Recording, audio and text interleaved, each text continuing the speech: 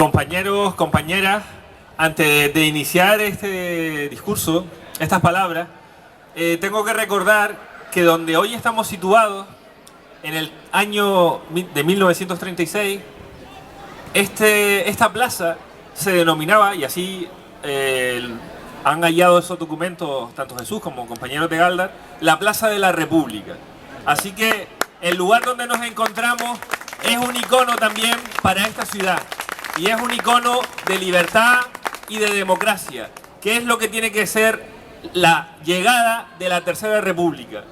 También quiero decir, antes de comenzar el acto, que desde Galdar, desde Gran Canaria, desde Canarias, mandamos nuestro más sincero apoyo a una república que hoy está decidiendo su futuro. Mandamos un saludo a la República Bolivariana de Venezuela, que hoy disputa el poder central entre las opciones conservadoras y las opciones de progreso, las opciones socialistas. Ánimo a Maduro y ánimo a Venezuela. El futuro es de los republicanos, es de la gente progresista.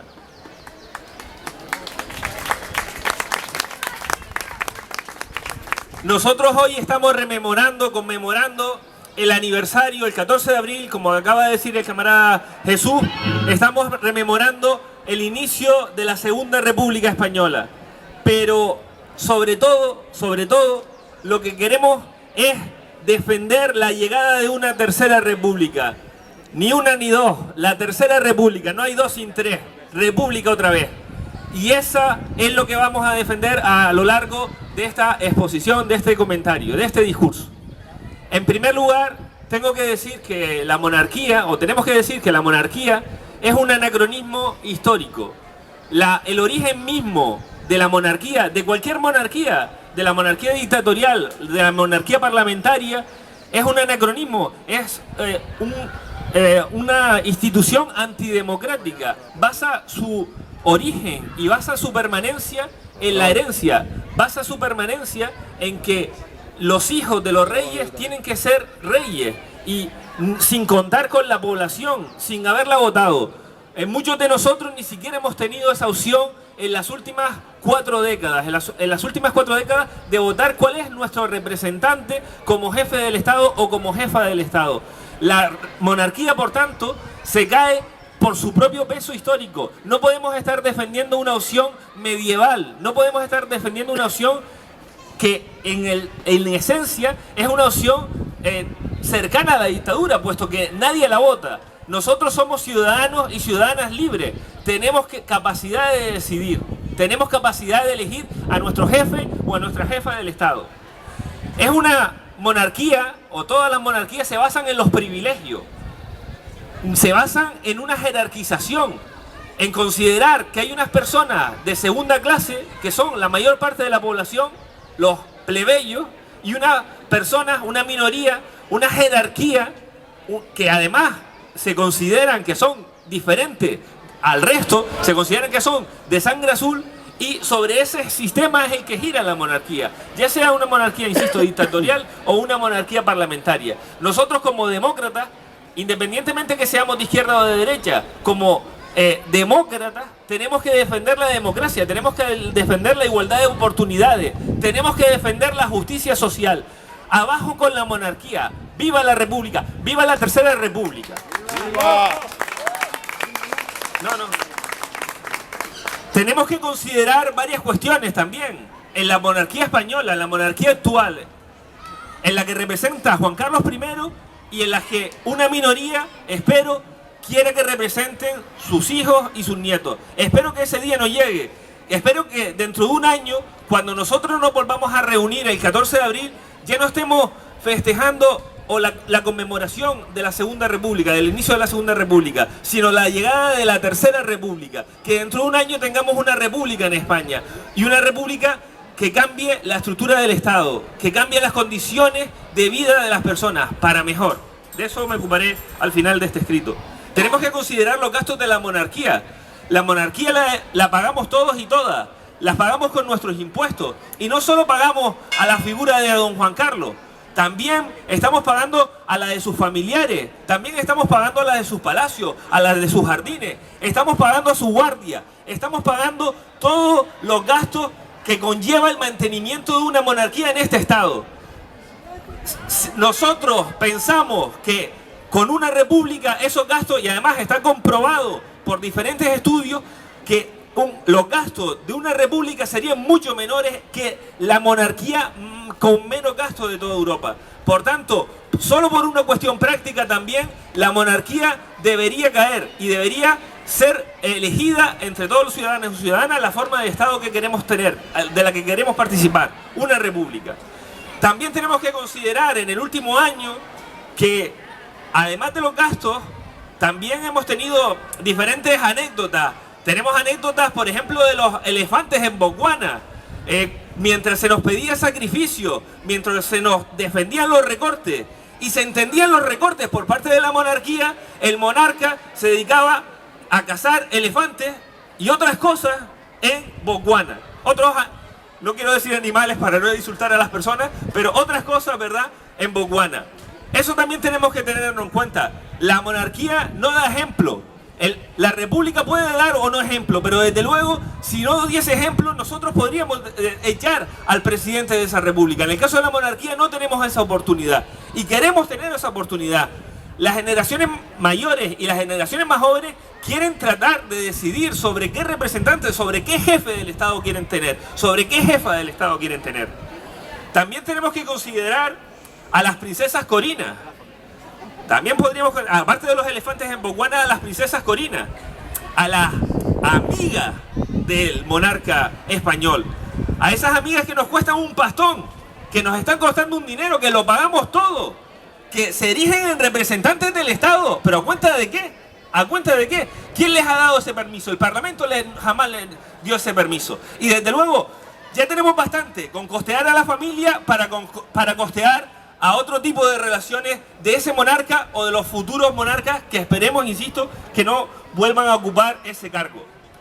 También podríamos comentar, la verdad que en este último año parece que la monarquía española es la principal defensora de la república, porque nos están haciendo una campaña estupenda para que salga la monarquía y para que entre la república, ¿no? Aparte de los elefantes de Botswana, de las corinas, quizás también podríamos hablar de los duques empalmados, y no utilizo mis palabras, sino las palabras del propio duque empalmado, en donde nos están tomando el pelo, simplemente nos están tomando el pelo. Nos están tomando el pelo porque saben que ellos están por encima del bien y del mal, que ellos son intocables y por tanto no merece la pena el que tengan consideración hacia el resto de la población, que son los que los mantienen, y que son los que deberían dar ejemplo como jefes del Estado. También tenemos que recordar, y creo que es un punto muy importante, la corrupción generalizada en diferentes instancias del poder y también la corrupción generalizada, presuntamente, en la monarquía y en la Casa Real. Nosotros en estos momentos tenemos, a través del caso Nos, unas cuentas que han beneficiado presuntamente a miembros de la familia real, ha beneficiado a Iñaki Urdangarín, ha beneficiado a la infanta Cristina. Estamos en ese proceso, es decir, además de los millones de euros que maneja la Casa Real y que maneja la monarquía española, que insisto, los pagamos todos, no contentos con eso, no contentos con su fortuna personal, presuntamente se han dedicado a saquear otro tipo de arcas, y además otro tipo de arcas que son arcas públicas, que son arcas que también hemos pagado con nuestro esfuerzo, con nuestra sangre y con nuestro sudor. Por tanto, es un elemento más para considerar el derribo de la monarquía y la llegada de la Tercera República Española. Por otro lado, también deberíamos tener en cuenta otro tipo de cuestiones. Las cuentas, en la defensa de la monarquía, de las cuentas en los paraísos fiscales. La misma monarquía ha admitido este año la existencia de cuentas en Suiza que no han dado cuenta durante las últimas décadas. Y solo sabemos de la existencia de esas cuentas en Suiza, pero no sabemos, porque no hay transparencia en la información, en los gastos de esa misma monarquía, qué cuentas, qué serie de cuentas puedan tener en otros paraísos fiscales. Mientras a las personas, a los ciudadanos y a las ciudadanas, nos está costando llegar a final de mes. Vemos como nuestros hijos y nuestras hijas tienen que emigrar. Vemos como no tienen empleo. Vemos como nosotros mismos no tenemos inestabilidad en el trabajo. No tenemos estabilidad en el trabajo. Vemos como los que deberían dar ejemplo como jefes del Estado, no solo no lo dan, sino que se dedican a saquear, se dedican a tener cuentas en otros países y se dedican a reírse de nuestra cara cuando están en privado. Frente a eso, insisto, Tercera República y abajo la monarquía. También tenemos que tener en cuenta otra serie de aspectos. La monarquía no ha jurado la Constitución. La monarquía, Juan Carlos I no ha jurado nuestra Constitución. Constitución que, por cierto, nosotros desde Izquierda Unida pretendemos abrir un nuevo modelo de constituyente, un nuevo proceso constituyente, en donde exista una nueva Constitución y en donde no se recoja la palabra monarquía, sino la palabra república. Desde luego, no parece que los defensores de la legalidad del Estado de Derecho no haya tan siquiera jurado esa Constitución y sí, por cierto, haya jurado otros cuerpos legales del régimen pasado. Precisamente tengo que hacer una relación de la monarquía española con el régimen dictatorial de Franco. La monarquía española, al menos a Juan Carlos I, lo designó el antiguo jefe de Estado, lo designó el generalísimo, el dictador Franco. La Constitución también fue aprobada, pero, insisto, muchos de nosotros no hemos tenido la oportunidad de votar a esa Constitución. Jamás. Éramos muy niños. Yo y otras muchas personas no hemos podido votar a esa Constitución y desde luego no al actual jefe del Estado. Desde luego, el que sí lo pudo designar fue el antiguo dictador, y eso por lo menos es para sospechar. Al mismo tiempo, nuestra monarquía, la monarquía española, es una monarquía machista. ¿Cómo vamos a defender un sistema de Estado en donde su jefe del Estado tenga que ser por narices un hombre, un macho, sin posibilidad de que exista una mujer ocupando esa jefatura del Estado? Recordemos que además esa tendencia no es nueva. Los Borbones, cuando llegan a España en 1700, cuando se instalan en España, imponen la ley sálica, que prohibía cualquier participación de la mujer en la monarquía española. Hoy en día la ley sálica no existe en España, pero sí todavía está recogido por la Constitución que el heredero tiene que ser un hombre. Desde luego, esa transformación no podemos aceptarla. No podemos aceptar que nuestro jefe del Estado sea un hombre, sino una mujer. Y además, un hombre o una mujer indistintamente. Pero en cualquier caso no bajo la forma monárquica, que ha defendido precisamente toda la tendencia de desigualdad de género en lo que se refería a esa jefatura. Al mismo tiempo, tengo que recordar que la monarquía española, tradicionalmente en las últimas décadas, en las últimas centurias, es decir, de siempre, ha sido una monarquía conservadora. No ha estado del lado de los sectores trabajadores. Ha sido comprensiva con la patronal. Ha sido comprensiva con los sectores más ultraconservadores de nuestro Estado. Nosotros defendemos un Estado progresista, un Estado laico, un Estado solidario. No podemos aceptar que la jefatura del Estado, por esencia, de por sí, acepte y transija y defienda solo unos intereses exclusivos dentro de la población de ese Estado. El Estado, la jefatura del Estado tiene que ser representante de todos y de todas, y no desde luego un compromiso con esos sectores más conservadores. A todos se nos ponen los pelos de punta cuando don Juan Carlos I defiende en sus discursos de Navidad en los recortes y entiende que tenemos que hacer sacrificios para salir adelante de esa situación. Lo dirá por sus viajes a Botswana, o por la suntuosidad que defiende su casa real, o por los gastos que le proporcionan a su casa real, o porque no existen unas cuentas claras sobre la monarquía en estos momentos en España.